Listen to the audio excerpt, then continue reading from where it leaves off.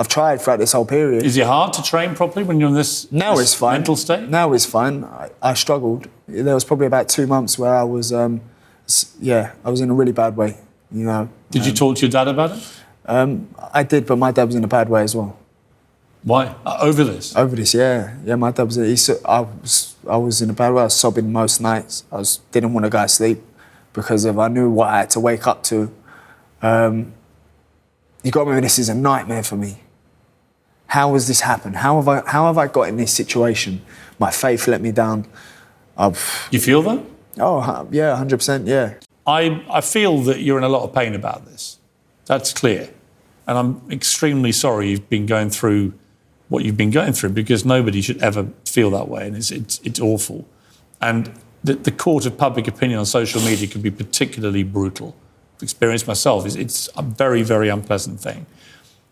But I also think you can turn that round. But ultimately, this may be down to you, deciding what you want to do with your life and your future and your career. I mean, what is the dream for you out of this hell? Just get back fighting. The fighting's the easy part. This has been the hardest fight I've ever had to face. The fighting's the easy part. I'm born fighting. It's in my blood. Let's assume for a moment your theory is right. It's a theory. It's not proven scientifically yet and hasn't been ratified by any governing body. But if your theory is right, it was contaminated, it would prompt the question, well, why? Who would want to do that?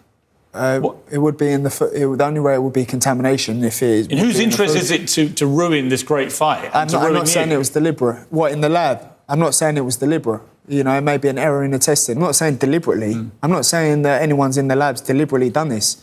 I'm not saying that at all, but it may be an accident. It may be an error. There are millions and millions of pounds at stake here, dollars, wherever you decide. Does this all sound, from what I've said about the testing, manipulation, manufacturing, concealing evidence, from what I'm saying to you, does that sound... Listen, you sound like you have a welter of information, but I cannot for the life of me understand why you wouldn't then give it to the governing body. It's down to them whether you fight in this country again. Yeah.